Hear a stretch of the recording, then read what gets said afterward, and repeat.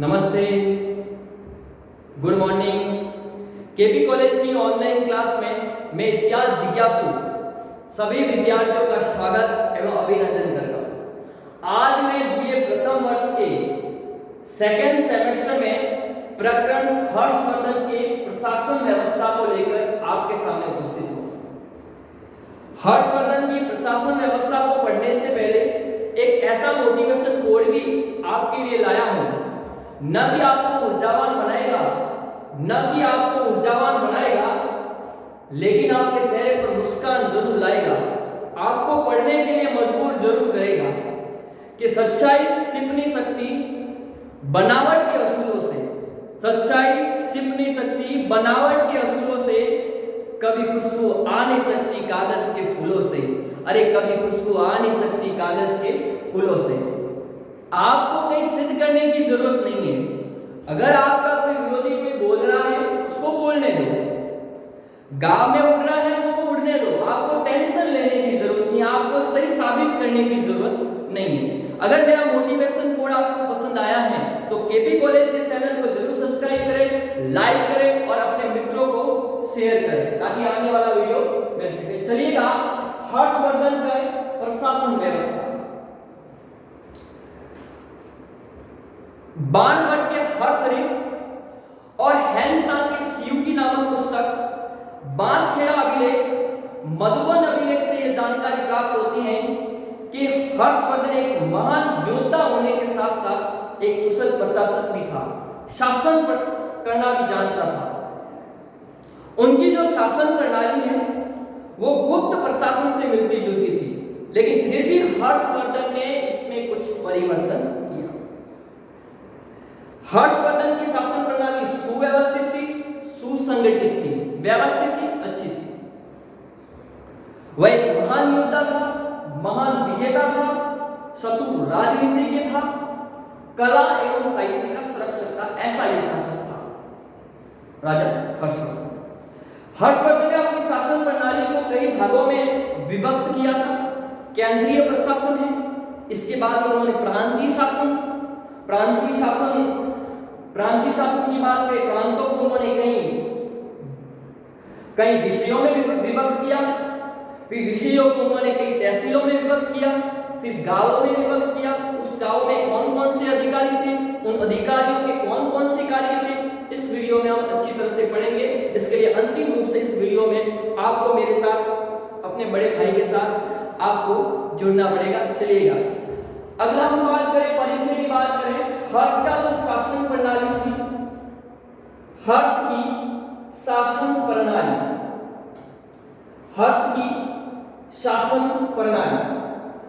परिचय में हर्ष की शासन प्रणाली की बात करें तो देखो, एक बाणभट्ट की एक पुस्तक है, ये हर्ष के दरबार में विरासत है, ये बाणभट्ट। और इसी बाणभट्ट ने एक पुस्तक लिखी जिसका नाम था हर्षचरित नामक पुस्तक लिखी थी। एक चीन से एक यात्री आया था जिसका नाम था हैंसांग, जो हर्षवर्धन के दरबार में चीनी यात्री आया था। उसने एक पुस्तक लिखी थी जिसका नाम था सियुकी। बहुत इंपॉर्टेंट पुस्तक है, परीक्षा में जरूर अपनी भूमिका निभाएगा। इस पुस्तक का नाम है सियुकी। कौन सी पुस्तक है तो आप लिखेंगे सियुकी। ये अपने पुस्तक में जरूर नोट कीजिएगा, आप परीक्षा में लिखेंगे।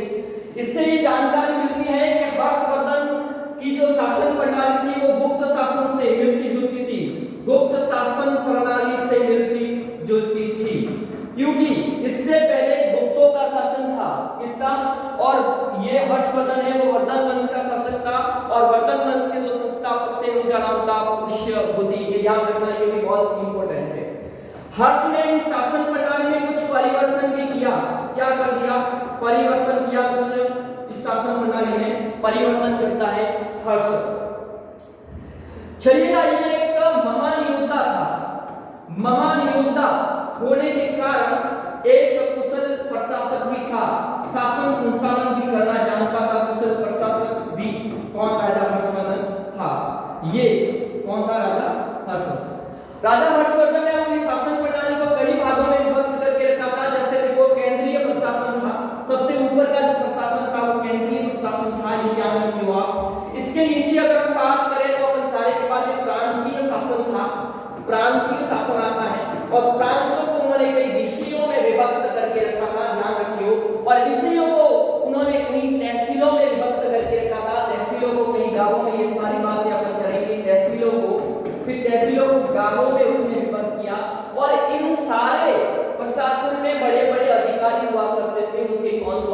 कार्य थे, तो ये भी ध्यान रखना।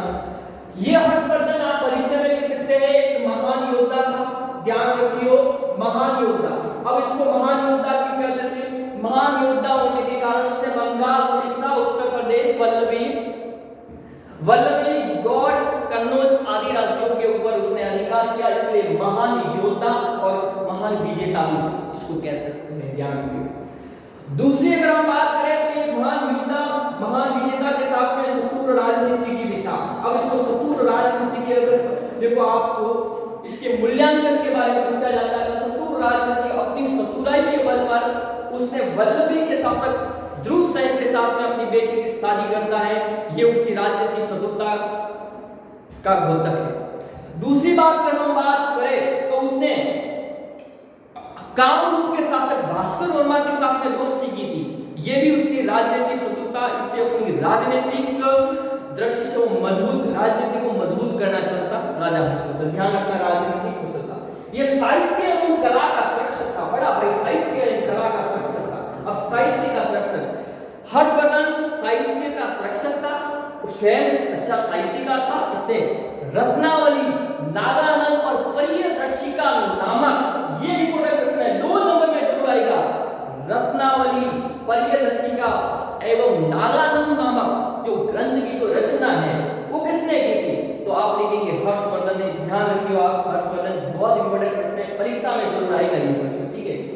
तो ये तो है अपना साहित्य संरक्षक। अब कला संरक्षक कैसे था कि हर्षवर्धन ने कई साहित्यों का निर्माण कराया, कई विहारों का निर्माण करवाया, कई स्तूपों का निर्माण कराया, कई मठों का निर्माण कराया। तो ये इसको अपन हर्षवर्धन के बारे में परिचय में आप इसमें देख सकते हैं। तो ये आपको अच्छी तरह से याद कीजिएगा। अगले बिंदु में हर्षवर्धन की जो शासन प्रणाली थी वो कैसी थी, केंद्रीय शासन में कौन कौन से मंत्री होते थे, तो इस पर हम बात करेंगे, चर्चा करेंगे।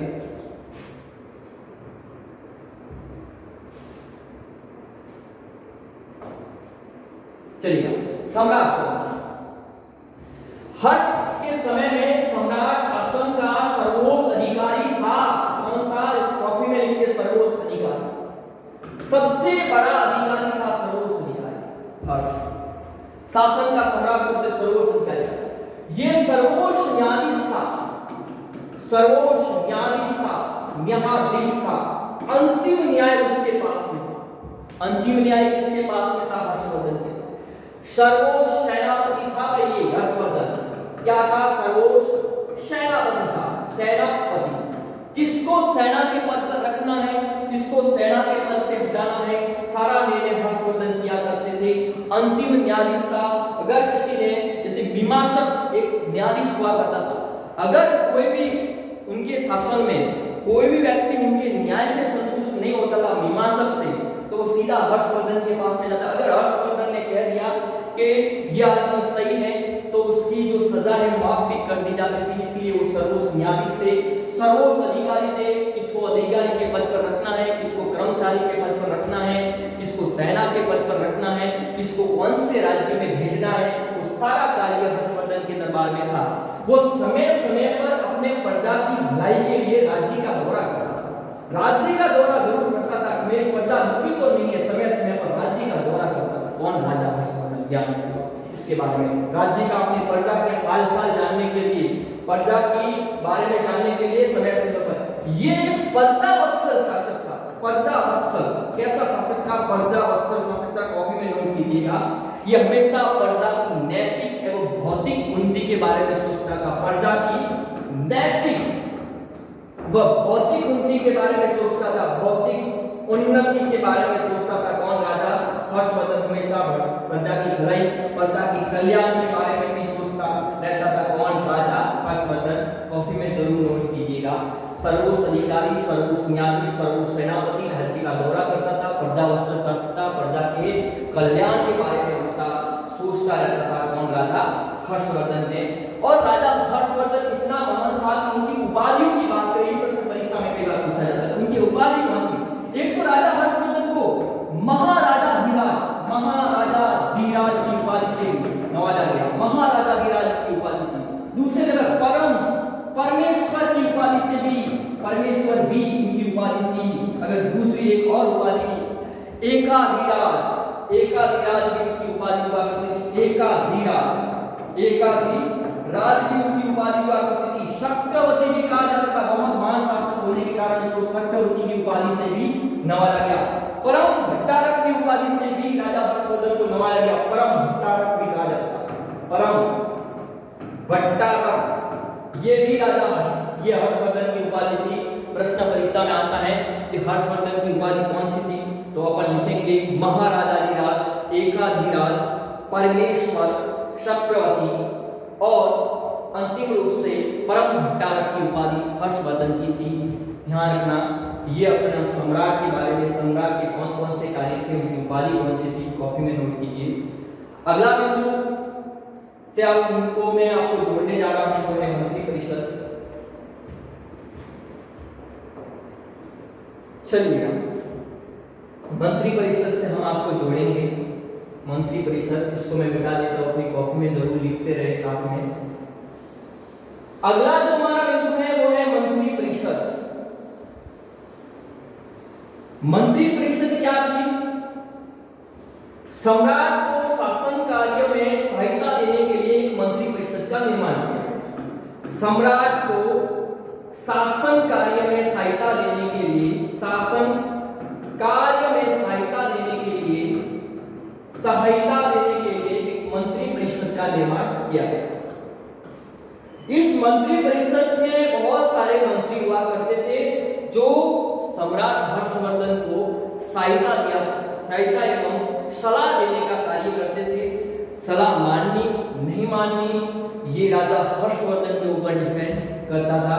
और उसमें ये जो मंत्री परिषद है वो कई मंत्रियों में बटी हुई थी। अपने कुछ इंपोर्टेंट प्रमुख रूप से मंत्री है उसके बारे में अगर हम बात करें तो उनका जो प्रमुख जो मंत्री था तो सबसे जो प्रमुख मंत्री था एक प्रधानमंत्री हुआ करता था। सबसे बड़ा मंत्री कौन होता था? प्रधानमंत्री।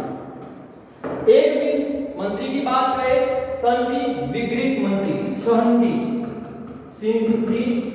विग्रहित, ये कौन सा मंत्री होता था? बहुत इंपॉर्टेंट है, 2 नंबर में आ सकता है। ये मंत्री कौन सा होता था? ये सेना एवं शांति का मंत्री होता था। सेना व शांति का मंत्री होता था। क्या होता? मंत्री होता था। सेना एवं शांति का मंत्री को क्या कहते थे? संधि विग्रहित कहा जाता। एक जो अगर मंत्री की अगर बात करें तो जो दूसरा जो अक्षपटला अधिकृत, ये कौन सा मंत्री होता था? अक्षपटला अधिकृत। इसका क्या कार्य था? अक्षपटला अधिकृत, ये कौन सा मंत्री होता था? अगर ये मंत्री आता है, राजकीय कागज पत्रों की देखभाल करने वाले मंत्री को अक्षपटला अधिकृत कहते थे। राजकीय कागज की देखभाल करने वाले मंत्री को, देखभाल करने वाले मंत्री को अक्षपटला अधिकृत कहते थे। फर्स्ट ग्रेड में भी ऐसे प्रश्न पूछे जाते हैं, कंपटीशन एग्जाम में, तो उसको जरूर अक्षपटला अधिकृत किसे कहते थे? राजकीय कागज पत्रों की देखभाल करने वाले मंत्री को अक्षपटला अधिकृत कहते थे। साथ में मंत्रियों में कौन कौन से सेनापति भी होते थे? सेनापति ये सेना का संचालन करता था। मंत्रियों में पुरोहित होते थे, ये धार्मिक कार्य संपन्न करने का कार्य करते थे। धार्मिक कार्य को संपन्न करने का कार्य करते थे, ध्यान रखना है। तो क्या करते थे? धार्मिक कार्य को संपन्न करने का कार्य ये करते थे। एक मंत्री की अगर हम बात करें, भूभिक नामक एक मंत्री हुआ करता था। भूभिक, ये क्या काम करता था? हर्ष के दरबार में भूभिक राजकीय सरकारी कर वसूल करने वाले अधिकारी को भूभिक कहते थे। क्या कहते थे? उपज का राजकीय भाग वसूल करने वाले अधिकारी को, बहुत इंपॉर्टेंट है, परीक्षा में आता है तो इसको आप लिखेंगे। भूभिक क्या है? मैं यहां से मिटा देता हूं। भूभिक बहुत इंपॉर्टेंट है, इसमें मुझे लिखना है इसको।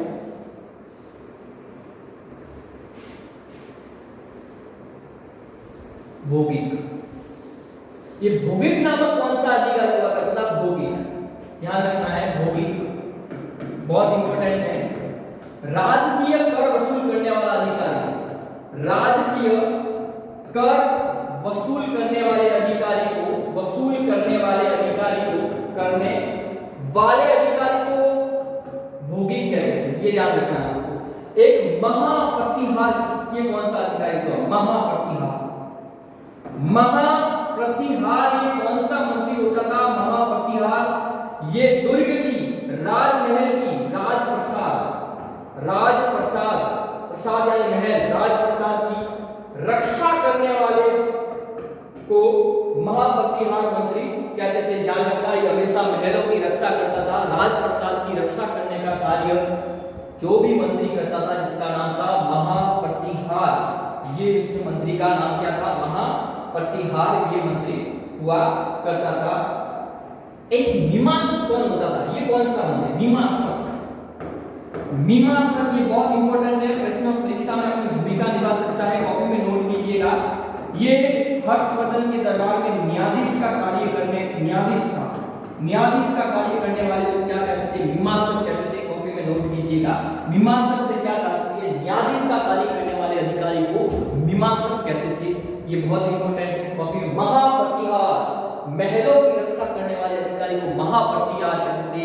अक्षपटला अधिकारी राजकीय कागजों की देखभाल करने वाले को अक्षपटला अधिकारी कहते। भौगिक राजकीय कर वसूल करने वाले अधिकारी को भौगिक कहते थे।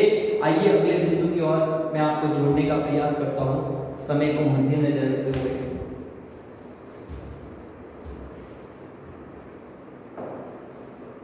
चलिएगा, हमारा अगला बिंदु है प्रांतीय शासन। अगला जो हमारा बिंदु रहेगा वो है प्रांतीय शासन।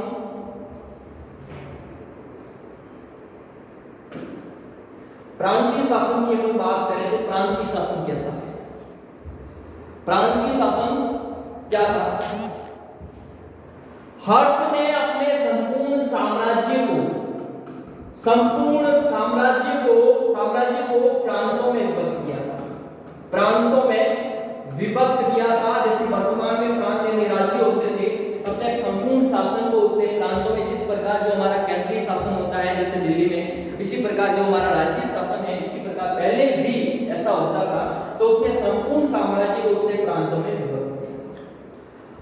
प्रांतों को उस समय क्या कहते थे? बहुत हर्ष के समय में जो प्रांत होते थे उस समय उसको क्या कहते थे? उसको देश व भुक्ति कहा जाता था। क्या कहा जाता था?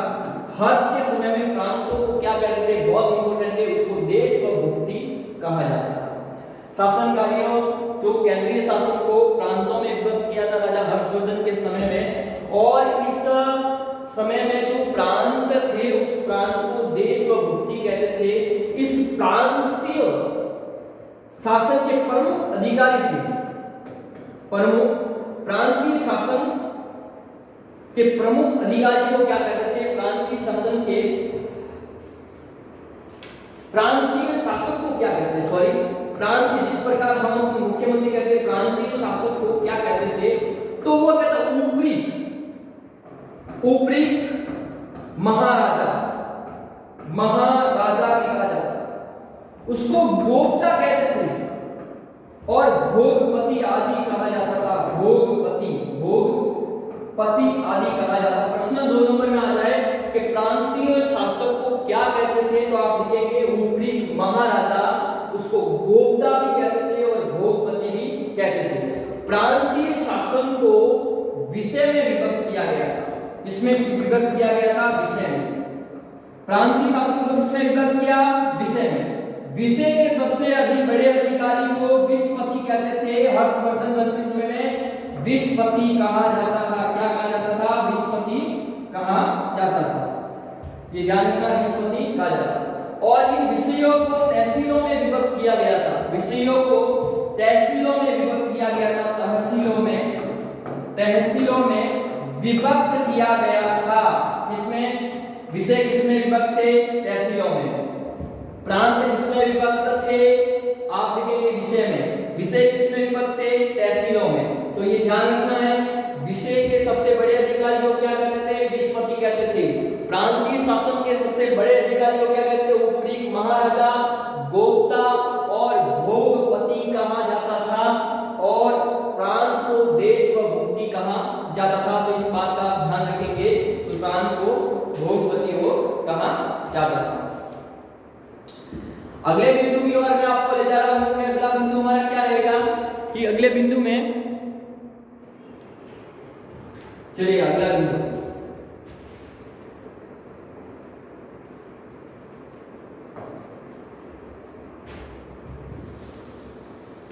अगला जो हमारा जो बिंदु है वो है ग्राम शासन। हर्ष के समय में गांव शासन की सबसे छोटी इकाई होती थी। हर्ष के समय में ग्राम है वो शासन की सबसे छोटी इकाई होती थी। शासन की सबसे छोटी इकाई होती थी, छोटी इकाई थी।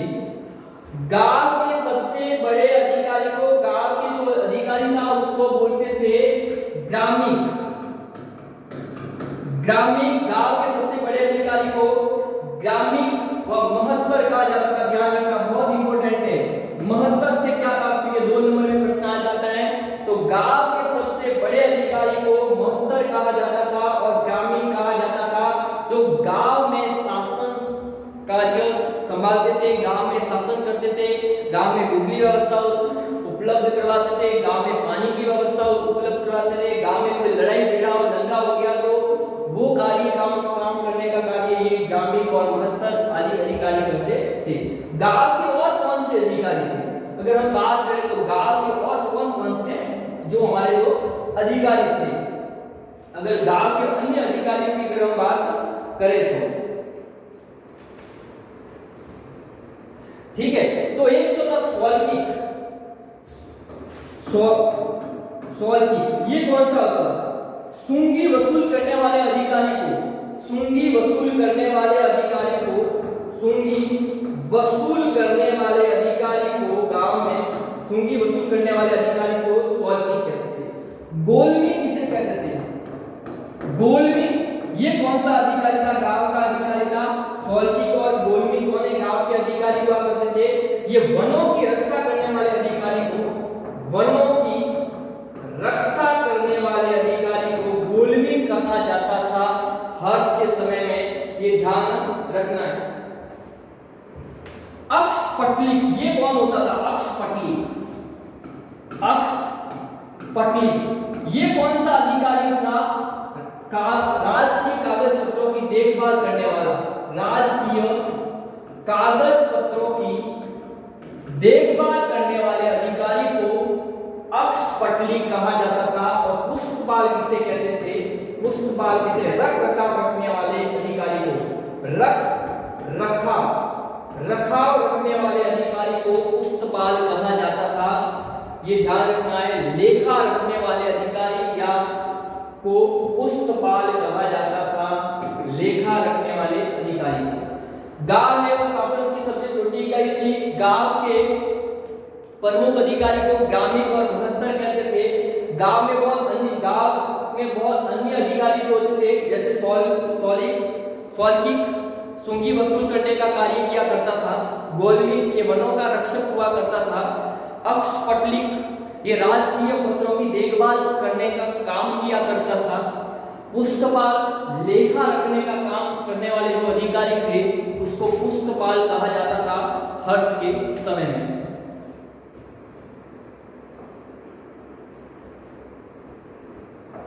अगले बिंदु की अगर हम बात करें ग्राम शासन, अगला जो हमारा जो बिंदु है वो है सैनिक प्रबंधन। हर्ष के समय में सैनिक व्यवस्था थी वो बड़ी सुव्यवस्थित थी। सैनिक व्यवस्था बड़ी अच्छी थी, सुव्यवस्थित थी एवं सुसंगठित थी। लिखो नाम लिख दो, सुसंगठित थी। हर्ष के समय में शासन व्यवस्था सुसंगठित बहुत अच्छी थी।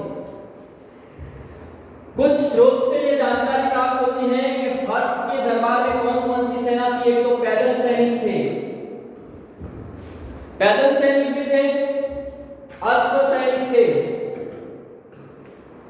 पैदल सैनिक थे, अश्व सैनिक थे और हाथी सेना भी राजा हर्षवर्धन के समय में थी। ये सैनिक हो जाते थे। ऐसी जानकारी मिलती है कि हर्षवर्धन के दरबार में जो सैनिकों की जो संख्या थी वो लगभग 6 लाख थी। कुछ स्रोतों से जानकारी प्राप्त होती है कि हर्ष के दरबार में 6 लाख स्थायी सेना थी, स्थायी रूप से स्थायी सेना थी। लेकिन यहाँ पर एक सीनियाती हिंसा मतभेद उत्पन्न करता है हैंसान, चियूकी नामक पुस्तक में। हैंसान कहते हैं कि हर्षवर्धन के दरबार में सैनिक की संख्या के 1 लाख पैदल सैनिक थे भाई, 1 लाख घुड़सवार सैनिक थे, घुड़सवार थे, घोड़े पर बैठकर लड़ाई करते थे, 1 लाख सैनिक थे। 60,000 आपके पैदल सैनिक बताता है क्या हैंसान, 60,000 पैदल सैनिक थे, पैदल सैनिक थे। हाँ इनका बहुत इंपॉर्टेंट सवाल है, 60,000। ये उनकी जो सेना की संख्या हुआ करती, सैनिक। सेना का जो सबसे बड़ा अधिकारी होता था उसको बोलते हैं महासंधि विग्रह।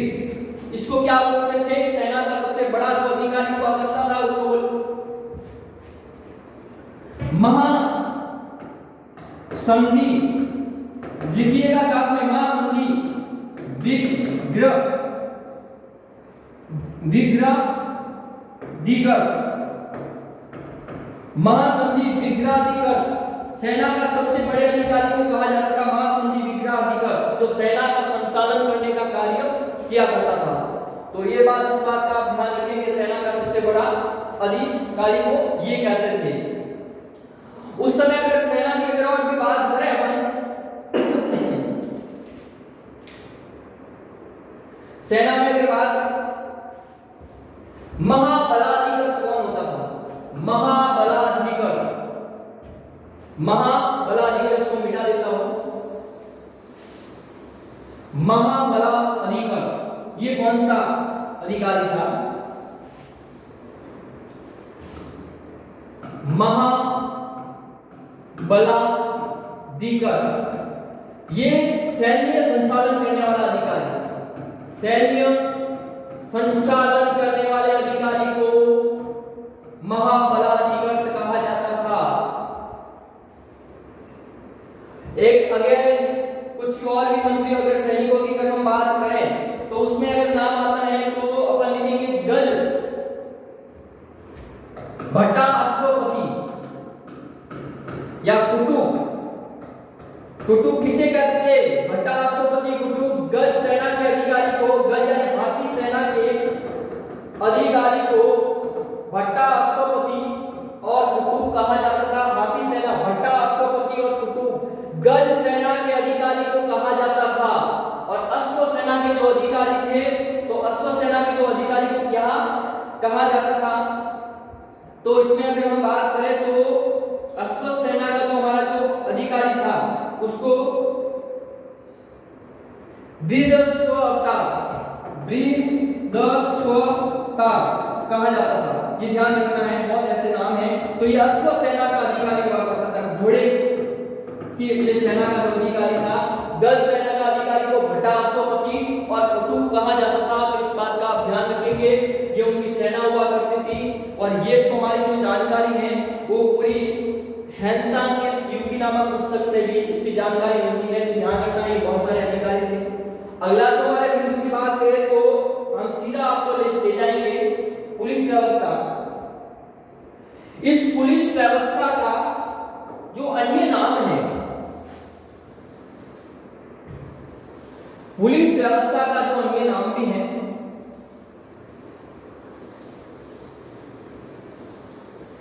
पुलिस व्यवस्था का अन्य नाम रक्षित विभाग भी कहते हैं, रक्षित विभाग भी कहते हैं।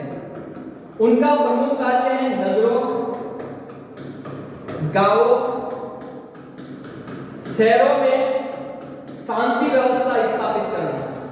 शांति व्यवस्था स्थापित करना ये पुलिस विभाग का कार्य हुआ करता है। ध्यान रखना, अपनी कॉपी में नोट कीजिएगा। इसको रक्षित विभाग भी कहते हैं। नगरों, गांवों और शहरों में शांति व्यवस्था स्थापित करने का जो कार्य जो करता है वो पुलिस विभाग किया करता है। इस पुलिस विभाग में भी बहुत सारे मंत्री हुआ करते हैं। आइए, दंडपाशिक कौन होता है, दंड, इसमें अगर हम बात करें तो इसका जो अगला जो है दंडपाशिक, ये कौन सा अधिकारी था उसमें पुलिस में, दंडपाशिक। ये दंडपाशिक कौन सा अधिकारी था, डंडा व रस्सी रखने वाले अधिकारी को इस साथ में हमेशा डंडा रखता था। डंडा व रस्सी रखने वाले अधिकारी को दंडपाशिक कहते थे। रखने वाले अधिकारी को दंडपाशिक कहते थे। ये ध्यान रखना है, कॉपी में नोट कीजिएगा। दंडपाशिक कौन होता है, डंडा व रस्सी रखने वाले अधिकारी को दंडपाशिक कहते हैं। दंडी, ये कौन सा अधिकारी था, दंडी। ध्यान रखना, दंडी 2 नंबर में भी आ सकता है। रस्सी रखने वाले, केवल रस्सी रखने वाले अधिकारी को क्या कहते थे? दंडनीय कहा जाता था। केवल रस्सी रखने वाले अधिकारी को क्या कहते थे? दंडनीय कहा जाता था। सोरो उद्धरणी, सोरो उद्धरणी की कौन सा अधिकारी होता था? सोरो उद्धरणी, उद्धरणी ये कौन सा अधिकारी होता था? सोरो की खोज करने वाले अधिकारी को, सोरो की खोज करने वाले अधिकारी को, करने वाले अधिकारी को सोरो उद्धरणी कहा जाता था। ये भी बहुत इंपॉर्टेंट है। और अगले जो हमारे इसमें पुलिस विभाग की अगर हम बात करें तो पुलिस विभाग का अगला जो हमारा जो अधिकारी याम सेठी, ये कौन होती थी? याम सेठी, ये बहुत इंपॉर्टेंट है। याम सेठी इंपॉर्टेंट कीजिएगा प्रश्न परीक्षा में। रात्रि में पहरा देने वाली जो स्त्री हुआ करती थी उसको याम सेठी कहा जाता था। हर्षवर्धन के समय में गांवों में शांति व्यवस्था स्थापित करना, नगरों में शांति व्यवस्था स्थापित करना और प्रांतों में शांति व्यवस्था स्थापित पुलिस विभाग हुआ करता था। उसमें बहुत सारे मंत्री हुआ करते थे, जो मैंने आपको एक एक मंत्रियों के बारे में बता दिया, कौन से मंत्री का कौन कौन से कार्य हुआ करते थे, जो वर्तमान में भी कार्य इस तरीके से बटे हुए हैं। इसके अलावा यहाँ पर गुप्तसर भी हुआ करते थे। गुप्तसर, ये गुप्तसर कौन होते थे? आपका प्रश्न आ जाए तो गुप्तसर होते थे वो गुप्त बातों को इधर उधर करने का जो प्रयास करते, गुप्त बातों को चुपचाप राजा को बताने का जो कार्य किया करते थे वो गुप्तसर होते थे। ये गुप्तसर नगरों और गांवों कार्यालयों के आसपास में नियुक्त किए जाते थे। गुप्तसर ब्राह्मण के वेश में होते थे, फकीरों के वेश में होते थे, ये भिखारियों के वेश में भी हुआ करते थे, विष कन्या के रूप में भी ये गुप्तसर हुआ करते थे। तो ये जानना, कई गुप्तसर होते थे वो अलग अलग राज्यों में घूमते रहते थे। कई लोग होते थे वो अपने गांवों में भी रहते थे और गुप्त बातों को राजा को बताते थे। तो गुप्तसर विभाग भी उस समय बना हुआ था। चलिए आगे वीडियो और बात करते हैं। न्याय व्यवस्था क्या थी? हर्ष के समय में जो न्याय व्यवस्था थी बड़ी सर्वोपरि थी। न्याय व्यवस्था बहुत अच्छी थी, सर्वोपरि थी। न्याय व्यवस्था बड़ी अच्छी थी। उस समय जो हर्ष है वो न्याय का सर्वोच्च अधिकारी था। हर्ष न्याय का सर्वोच्च अधिकारी था। अंतिम न्याय हर्षवर्धन के पास में भी था। न्याय का सर्वोच्च अधिकारी था, सर्वोपरि थी, अच्छी व्यवस्था थी और हर्ष है वो न्याय का सर्वोच्च अधिकारी हुआ। उस समय जो दंड व्यवस्था थी वो बड़ी कठोर थी। दंड व्यवस्था हर्ष के समय में बड़ी कठोर दंड व्यवस्था थी, कठोर दंड व्यवस्था थी। अगर कोई भी व्यक्ति सामाजिक अपराध करता था, अगर सामाजिक अपराध किसी ने किया है, हर्ष के दरबार में सामाजिक अपराध किया है, तो सजा भुगतने के लिए तैयार रहना है। तो सामाजिक अपराध के लिए जो सजा दी जाती थी वो अंग भंग करना, वह देश से निकालना, ये सामाजिक अपराध की सजा हुआ करती थी। अंग भंग का मतलब होता है हाथ काट दिए जाते थे, पैर काट दिए जाते थे, आंख काट दी जाती थी या उसको देश से निकाल दिया जाता था सामाजिक अपराध के लिए। जो ध्यान रखना, सामाजिक अपराध के लिए ये सजा उस समय दी जाती थी। राजद्रोह अगर कोई करता है, राज्य के साथ धोखा करता था, राजद्रोह के अपराध में कौन सी सजा दी जाती थी? राजद्रोह। अगर किसी ने राज्य के साथ में धोखा कर दिया, किसी मंत्री ने धोखा कर दिया है, तो उनको जो सजा दी जाती थी आजीवन कारावास की सजा दी जाती थी। आजीवन कारावास की सजा दी जाती थी। आजीवन कारावास की सजा दी जाती थी। ध्यान रखना, राजद्रोह के में उसको आजीवन कारावास की सजा दी जाती है। अगर किसी ने कोई साधारण अपराध किया है, किसी ने छोटा सा साधारण अपराध किया है, तो साधारण अपराध के लिए उनको कौन सी जैसे सजा दी जाती है, तो उसको अर्थदंड दिया जाता था, कुछ पैसे भरवाकर उसको छोड़ दिया जाता था। छोड़ दिया जाएगा, मार दिया नहीं जाएगा, ध्यान रखना। तो अर्थदंड उसको उस समय भी दिया जाता था। दूसरी अगर बात करें तो उनको विष की सजा भी दी जाती थी, जल परीक्षा देनी पड़ती थी, अग्नि परीक्षा देनी पड़ती थी। अपराधी को हर्ष के दरबार में अग्नि में डाल दिया जाता था, जल की परीक्षा जल में डुबो दिया जाता था और साथ में उसको विष भी पिलाया, जहर भी पिलाया जाता था। ऐसी सजा थी। इतनी कड़ी सजा होने के बावजूद भी हर्ष के दरबार में इतनी बड़ी सजा होने के कारण हर्ष का जो प्रशासन थे बड़ा ईमानदार था। इतना ईमानदार, उसके अधिकारी हैं, कर्मचारी लोग हैं, बड़े ईमानदार होते थे, लेकिन वहां पर फिर भी आतंक बहुत अधिक था। ये बात हैंसन अपनी पुस्तक सीयूक्यू में कहते हैं, आतंक बहुत था। देखो हैंसन कहते हैं फिर भी यहाँ पर आतंकवादियों का बोलबाला था, आतंक बहुत है। एक बार क्या हुआ कि जो हैंसन है वो हर्ष की राजधानी के राजधानी में आ रहा था, अनेश्वर कन्नौज में आ रहा था। तब उन्होंने डाकुओं ने उनके ऊपर हमला कर दिया, उसको खूब लूटा। तो उसमें डाकुओं का भी आतंक उस समय हुआ करता था। तो ये अपनी सीयूक्यू की पुस्तक में उसको लिख डालता है हैंसन। हैंसन यात्रियों का राजकुमार था, ये भी प्रश्न परीक्षा में कई बार आता है। और जालोर के में हैंसन कई बार, जैसे अपने जालोर के भीमाल नामक स्थान पर ये हमारे जो हैंसन आए थे, तो ध्यान रखना है।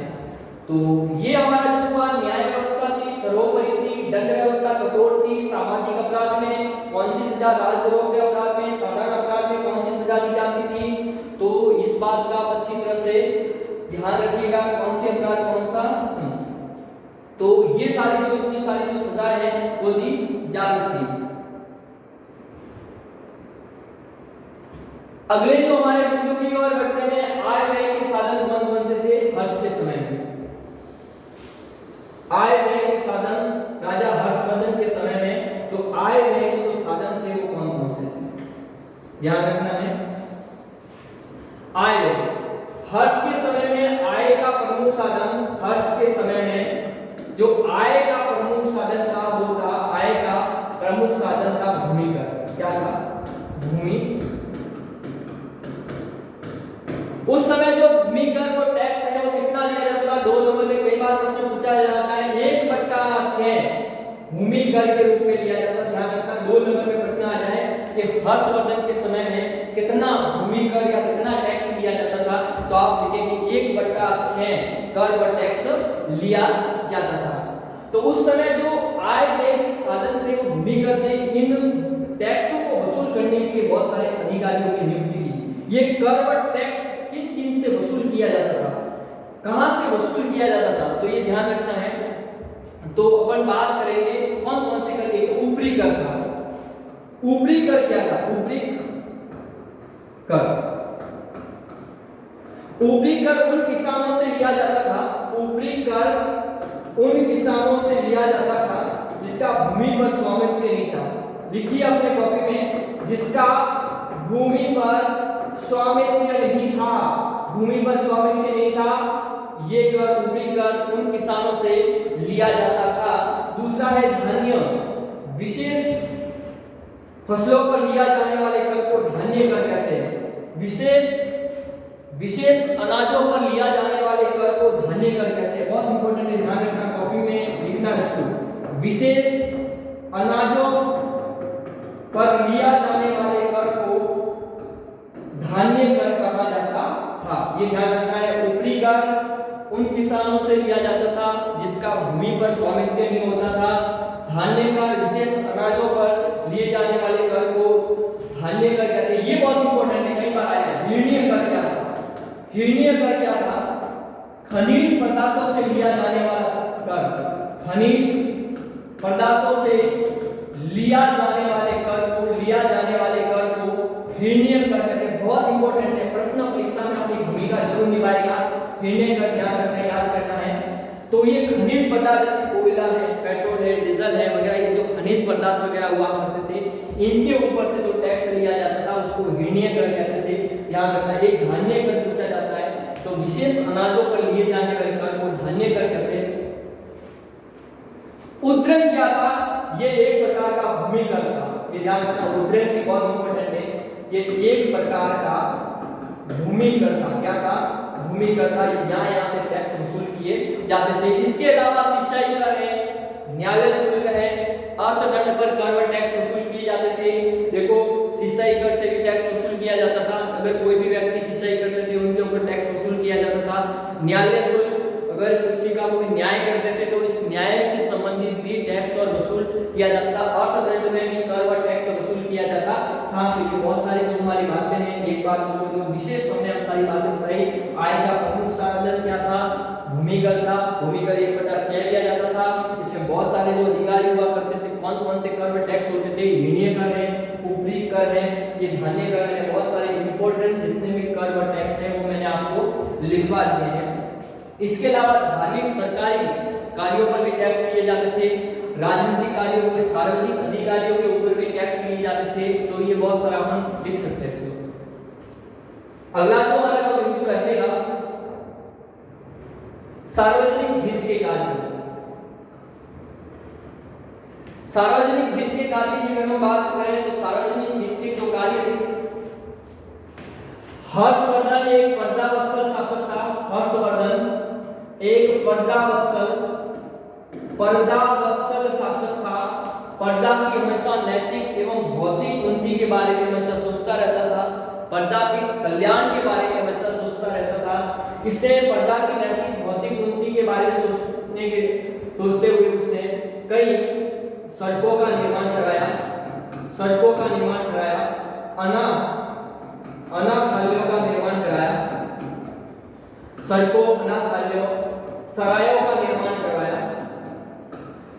अनाथालय, सरायों का उसने निर्माण करवाया। धर्मशाला,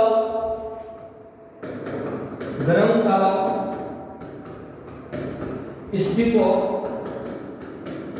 विहारों, सेतुओं आदि का उन्होंने निर्माण कराया जनता की भलाई के लिए। देखो स्तूप क्या कहते हैं, किसे कहते हैं? जैसे ये कटोरी को उल्टी रखा जाता है तो इसे स्तूप बनाया जाता है। इसमें बौद्ध धर्म के जो अनुयायी होते थे उनकी अस्थियों को रखा जाता था। विहार एक ऐसा स्थान होता था, स्तूप विहार कई बार प्रश्न पूछे गए हैं, जहाँ पर बौद्ध भिक्षुक रहते थे, प्रार्थना वगैरह किया करते थे, उस स्थान को विहार कहते थे। और स्तूप से तात्पर्य है कि स्तूप एक ऐसा जो स्मारक होता था जिसमें बौद्ध भिक्षुकों की अस्थियों को रखा जाता था। एक कटोरी के आकार का हुआ करता था। अनाथालय में अनाथ बच्चे रहते थे, उनकी उन्होंने बहुत सारी व्यवस्था करवाई। ये एक प्रजावत्सल शासक होने के कारण प्रयाग में 5 वर्ष के बाद में बहुत बड़ा एक सम्मेलन करता था, जिसमें वो अनाथ लोग हैं, ब्राह्मण लोग हैं, भिक्षुक लोग हैं, गरीब लोग हैं, अनाथ, ब्राह्मण, भिक्षुक, गरीब लोग हैं, गरीब को अतुल धन संपत्ति दान में देता था। सारी संपत्ति, अतुल धन संपत्ति दान में देने का कार्य करते थे। वो सारी संपत्ति को इस प्रयाग सम्मेलन में बांट दिया जाता था। फिर बाद में अपने जो बहन से वस्त्र दान में दिए हुए उस वस्त्र को पहनता था। इतना दानश्री पर्वती का ये व्यक्ति था। तो उन्होंने कन्नौज सम्मेलन और जो प्रयाग सम्मेलन में खूब उन्होंने दान पुण्य किया था, ध्यान रखना है। तो ये उनकी जो उन्होंने हर्ष में क्या क्या कार्य किया, सड़कों का, अनाथालय, सराय आदि का निर्माण कराया। प्रयाग में जो बहुत सारे अनाथ, गरीबों, ब्राह्मणों, भिक्षुकों आदि को दान दिया करता था, इसलिए उसको दानश्री पर्वती का कहा जाता था। तो इस बात का आप ध्यान रखेंगे। जो अगला जो हमारा बिंदु है, शासन का स्वरूप कैसा था। देखो इनका जो शासन का स्वरूप है वो बहुत अच्छा था, सुव्यवस्थित था, सुसंगठित भी था। उनका जो शासन है बहुत अच्छा था, सुसंगठित था, सुव्यवस्थित था और केंद्रित। उनका जो शासन स्वरूप है वो सुसंगठित था, सुव्यवस्थित था, उदार सिद्धांतों पर आधारित था। ये दानशील प्रवृत्ति का व्यक्ति था, लोगों के कल्याण के बारे में हमेशा सोचता रहता था। उसने लोगों की भलाई के लिए बहुत सारे सब कुछ दान पुण्य आदि किया था राजा हर्षवर्धन ने। आज हमने राजा हर्षवर्धन के प्रशासन व्यवस्था के बारे में बहुत अच्छी तरीके से हमने अध्ययन किया है। अगले वीडियो में हर्षवर्धन की सांस्कृतिक उपलब्धियों को लेकर मैं कल आपके सामने उपस्थित होऊंगा। इसके तो आप मेरा इंतजार जरूर कीजिएगा, अपनी कॉपी में जरूर नोट कीजिएगा। अगर मेरा ये जो भी है तो तब तक के लिए मैं आपसे विदा लेता हूँ। नरेंद्र पाल सिंह, इतिहास जिज्ञासु। अगले वीडियो का आप इंतजार करें। धन्यवाद।